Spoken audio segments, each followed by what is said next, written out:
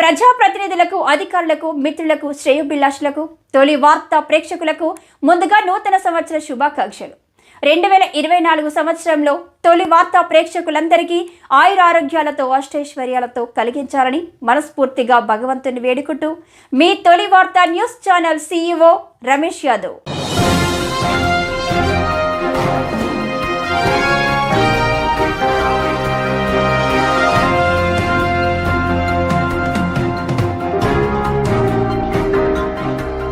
క్రీడలతోనే శారీరక మానసిక ఆరోగ్యం. మంత్రి జూపల్లి క్రీడలు శారీరక మానసిక వికాసానికి దోహదపడతాయని, తద్వారా ఆరోగ్యాన్ని కాపాడుకోవచ్చని ఎక్సైజ్ పర్యాటక సాంస్కృతిక శాఖ మంత్రి జూపల్లి కృష్ణారావు అన్నారు.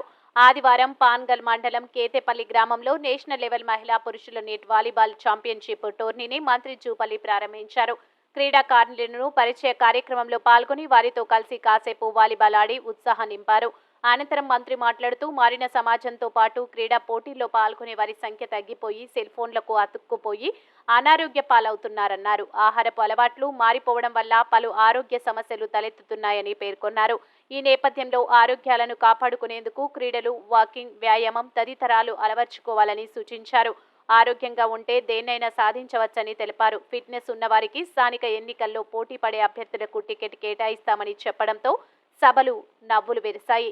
మరోవైపు యువత చదువుతో పాటు క్రీడల్లో రాణించాలని, అందుకు తల్లిదండ్రులు కూడా సహకరించాలని కోరారు. క్రీడాకారులు ఆటల పోటీల్లో పాల్గొని మండల, జిల్లా, రాష్ట్ర స్థాయిలో రాణించాలన్నారు. మీ తొలి వార్త న్యూస్ ని సబ్స్క్రైబ్ చేసి, లైక్ చేసి, షేర్ చేయండి.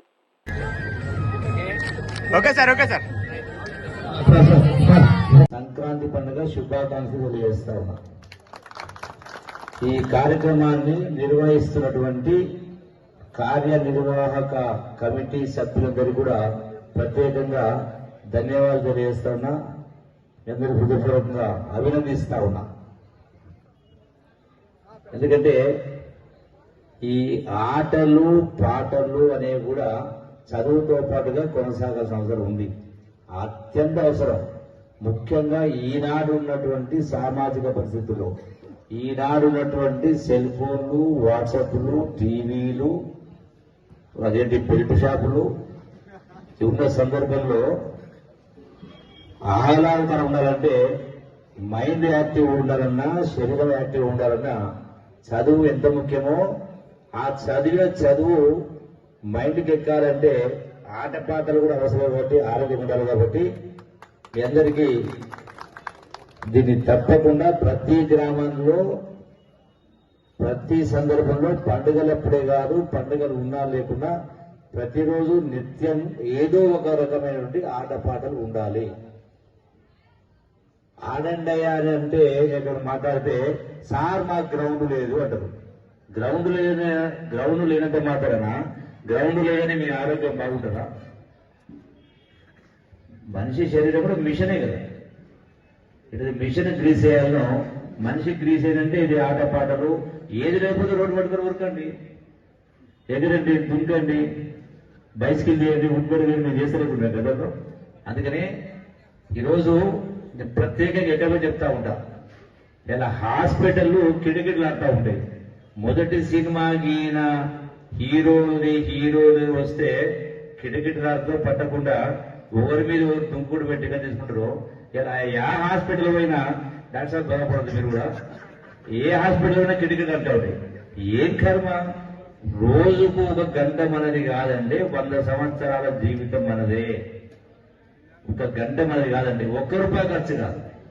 ₹1 ఖర్చు కాకుండా 1 గంట ఖర్చు చేస్తే నిండు 100 ఏళ్ళు ఆరోగ్యంగా ఉన్నప్పుడు ఏ కర్మ హాస్పిటల్ చుట్టూ పోయి ఆపరేషన్లు, కటింగ్లు, లక్షల రూపాయలు అప్పులు, ఆస్తులు అమ్ముకునే కర్మ పట్టలేదు. కాబట్టి ఈనాటి యువత అయినా, పెద్దలైనా, రాజకీయ నాయకులైనా, కార్యకర్తలైనా నేను ఒకటి నెక్స్ట్ రాబోయే స్థానిక సంస్థల ఎన్నికలో ఒక కండిషన్ పెడతా. ఎవరికైనా టికెట్ కావాలో, పోటీ కావాలంటే తప్పనిసరిగా పొద్దున్నే రోజు 1 గంట సేపు ఉంటారో వాళ్ళకే టికెట్లు.